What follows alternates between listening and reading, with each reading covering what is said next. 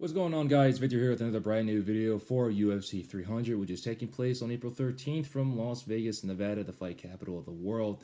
Now, there's one fight that's really interesting to me and interesting to a lot of fans out there that's going to be a high-paced fight that has the opportunity of being one of the fight of the year candidates. It's definitely going to be Sodiq Yusuff versus Diego Lopes. Both of these individuals are no strangers whatsoever to standing and banging, to getting the fight over, to getting the fight done with. Both of these guys are young in their careers. Both these guys are high-paced individuals. Both these guys have energy for days. Both these individuals have the chance of basically soaring up in the featherweight division, which is one of the highest divisions as of late, with the new champion, Ilia Topuria. You know what I mean? Obviously, since Ilia Topuria is the new champion, knocked out Alexander Volkanovski just a couple weeks ago, there is some new life in the division. The king of the division's been knocked down a peg, and now we've got a new champion, which means that we're going to start seeing a lot more movement, which we're going to start seeing a lot more newer and younger fighters going up and down the rankings, which means that we're going to see a lot of shift coming through, especially with Max Holloway going up in weight and fighting for the BMF title against Justin Gaethje. If Max Holloway fights and wins against Justin Gaethje, I have a feeling that he's going to stay in the lightweight division for the very long foreseeable future. So there's going to be a lot of shifting. There's going to be a lot of movement going down in the featherweight division, and both these fighters have the chance at UFC 300 to really soar up the division and get themselves in the rankings. Obviously, Diego Lopes is one of the hottest stories in all of 2023. He made his UFC debut on short notice on a pay-per-view against Evelev, and he did a great job. Evelev is obviously one of the best fighters in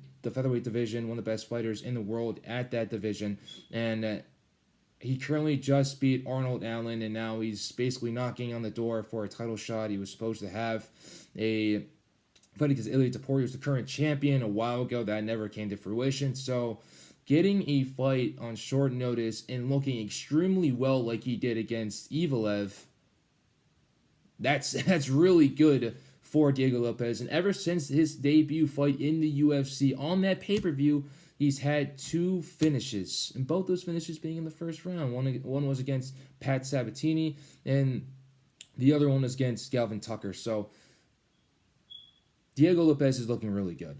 And just another fact, Diego Lopes did not win this fight on the Contender Series. The fight was basically called off because I believe he got a eye poke into the eye, and they ended up stopping the fight. Obviously, that's a very well-known issue that's been going on in the UFC for a very, very long time now. The UFC won't be able to fix that issue until they fix the actual gloves. They need a glove that can be able to curve the fingers inward just like this. So when fighters are obviously trying to guard themselves and trying to throw some strikes, a lot of fighters usually throw strikes with their fingers up like that. And sometimes when fighters are scrambling and they're trying to get back up, or they're trying to throw some strikes, their fingers are extended, and next thing you know, you got a finger or a thumb or a pinky going into the eyes of your opponent, and that as soon as that opponent says that they can't see, the fight usually gets called, and that was the situation that took place in the case of Diego Lopes' fight on the Contender Series. He had a couple of fights after. He ended up winning, which is good. Got that UFC call on short notice, and he's been one of the hottest prospects out of Brazil. But he's not currently fighting out of Brazil right now. He's currently fighting out of Mexico. Guadalajara, Mexico. He fights in the same camp as one of the women champions right now, and that woman champion is Alexa Grasso. So that's obviously great, and he is the head Brazilian Jiu-Jitsu coach in that gym as well, which should really tell you something. So at the end of the day, this fight is going to be a good one. Sodiq Yusuff also fought on the Contender Series, got one of the best fights in Contender Series history. I believe it was against Mike Beast Boy Davis, and that was a fight that a lot of people have seen. I believe it's got a couple million views and everything like that. After he had that sensational fight, he got a contract in the UFC, strung up a couple of wins, and ever since that, he's kind of been up and down, up and down, up and down. He has lost against Arnold Allen. He has lost against Enzo Barbosa. He has He has had a couple wins in the UFC though, so it doesn't really matter. He's still a very fearsome fighter in the UFC featherweight division. He has a lot of power and he's very well rounded overall. So this fight has the potential of taking place on the ground, taking place on the feet as well. But if you have to have the advantage of the striking, it's going to have to go to Sodiq Yusuff. The power is also going to go to Sodiq Yusuff. But the technique, in my opinion, is going to go to Diego Lopes. I believe he's going to be the crispier fighter. He's most likely going to be the more technical fighter. And the ground game of jiu-jitsu is also going to go to Lopes as well. So if I'm Sodiq Yusuff, I'm going to want to keep this fight on the feet as long as possible and try to knock out Diego Lopes, even though Diego Lopes also has power in his hands as well, but he's not as powerful as Sodiq Yusuff. Sodiq Yusuff has gone into the octagon and he has knocked out many of his opposition in the past. So Diego Lopes is obviously going to try to get this on the ground, while Sodiq Yusuff is going to have to do his best to be able to defend the takedowns and definitely make it into a little bit of a gritty fight. Definitely make it dirty. Definitely get it up against the fence, because if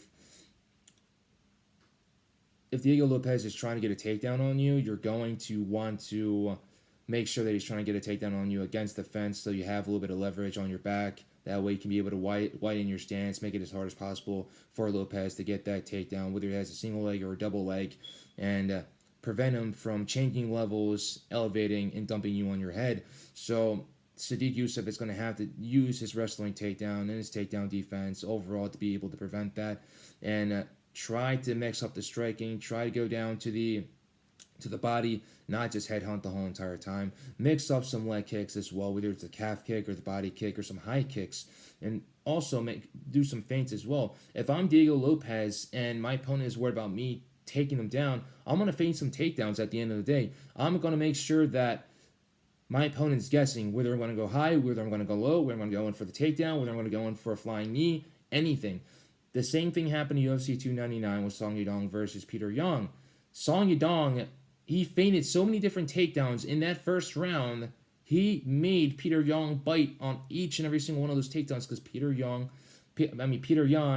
isn't the best wrestler out there. He does have a good amount of wrestling technique, but he got taken down against Marov so many different times that he didn't want the same thing to happen against Song Yadong. So when Song Yadong feinted those takedowns, he bit extremely hard. So if I'm Diego Lopes, I'm trying to do that as well. And if I'm Diego Lopes, I'm going to make sure I'm defending as many of those strikes as possible against Sodiq Yusuff. I'm keeping my guard up. I'm keeping the head movement. I'm going up. I'm going down, side to side, whatever. You know what I mean? I'm making sure that I'm not a stationary target for this power hitter to hit me the whole entire time. So it's definitely going to be a good fight. I believe it's going to be a high-paced fight as well, because both these guys have energy for days, and this is going to be a 3-round fight. So these guys are going to be firing on all cylinders the whole entire time, and I believe that we will see a finish in this fight. I think it's going to come by Diego Lopes, because he has been riding so much momentum, and Sodiq Yusuff has been currently on an upward and downward trajectory as of late. He hasn't had that much consistency.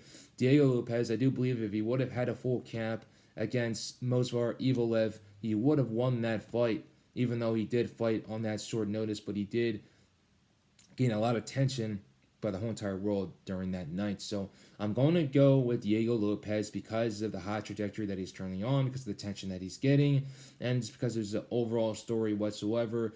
He basically went to Mexico with absolutely nothing and became the head coach and also the head BJJ coach of the eventual champion, Alexa Grasso, who submitted Valentina Shevchenko, something that we would have never saw happen at all. So if that doesn't tell you anything about his BJJ skills, I don't know what does, but it's definitely going to be an exciting fight. I'm going to say that Diego Lopes is going to get the job done via submission. I believe he's going to get it done via armbar. Well, that's just me being a little bit streaky right there. But I appreciate you guys watching this video. I think it's going to be a really fun fight to watch. It's going to be on the prelims, because the main card, come on guys, the main card's extremely freaking set, for crying out loud. Appreciate you guys for watching the video. Take it easy and stay blessed.